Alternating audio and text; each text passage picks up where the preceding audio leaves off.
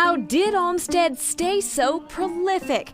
In Massachusetts alone, his projects were countless, including World's End in Hingham and Wellesley College. He was exceptionally hardworking. When he was working on a project during the Civil War, he was described by a friend as subsisting only on coffee and pickles. Evidence of that intensity is found at the Frederick Law Olmsted National Historic Site in Brookline, run by the National Park Service.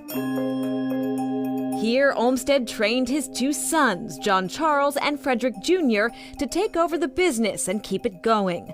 Until the 1980s, their firm designed nearly 6,000 parks, campuses, and residential green spaces. Supervisory Park Ranger Brianne Cassetta. They were here for 97 years, continuing to design landscapes all throughout the United States and a few international projects as well. It's a blueprint. This is 1905. All these records were meticulously kept, says archivist Anthony Reed. We have about 139,000, 140,000 of the large landscape design drawings. We think we have about 1 million documents altogether. I think there was even this intellectual property idea that they knew the brick vault they built to store their juice, their gold. Such as detailed planting plans, including this 1893 plan for the Muddy River in Brookline. The first number is off the planting list, the type of plant that would go into that area, and then the second number is how many would be planted in that section. That thought process that to make these places look so natural, it's not a natural process at all. These archives have been digitized for posterity, so scholars and designers can use them. If they can just download it directly from our sites, it just makes that access easier and it makes them more egalitarian. They're free. Well, they're not free, they're taxpayer paid, so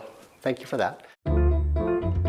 How Frederick Law Olmsted developed his talent is a tougher question to answer. He had no formal training in gardening or architecture.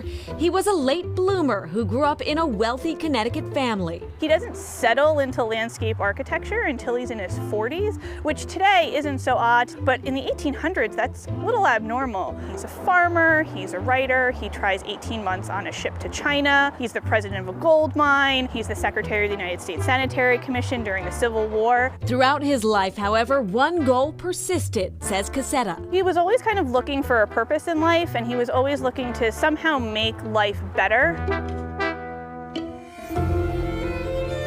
Today, educators in Boston are trying to improve upon that legacy. Northeastern University professor Ted Landsmark. Spatial justice is a concept that looks at who has access to parks, how easy it is to get to those parks, and whether the parks serve everyone in the city without regard to race or economic means or physical status. At nearly 530 acres, Franklin Park is the largest park in the Emerald Necklace. In fact, the biggest park in Boston.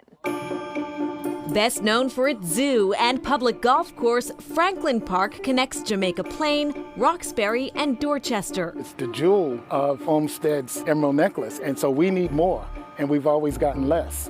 And so now we're finally beginning to get something, so we're trying to improve on that. Ricky Thompson is president of the Franklin Park Coalition, which advocates for the park and organizes community events. One night we have open mic. Oh, nice. Yeah. You ever get on there? No. For so many years, this park was neglected. When I got in high school and I started running cross-country track and schoolboy track in the stadium behind us, I realized the park was so much more. You won't even realize you're still in the city of Boston. You think you're out in the country somewhere. Franklin Park is home to dense woodlands, trails, and stone ruins. Scarborough Pond attracts photographers and walkers. So what are your goals for the park at this point? We want to improve the Blue Hill Ave entrance. We want to improve the Walnut entrance and also the Glen Road pathway coming into the park. We'd like to make Franklin Park a destination. When you look at the downtown brochures that they give out in the hotels, it kind of stops at Back Bay. We want people to know that Franklin Park is here. In addition, the park hosts a variety of music festivals. A recent kite festival drew 3,000 people. Making good use of parks is the Olmsted way, says Professor Landsmark. He learned from people of color, and he designed for multiple cultures, multiple ages, so that they could come together and understand each other greater. And appreciate this vast, evergreen accomplishment.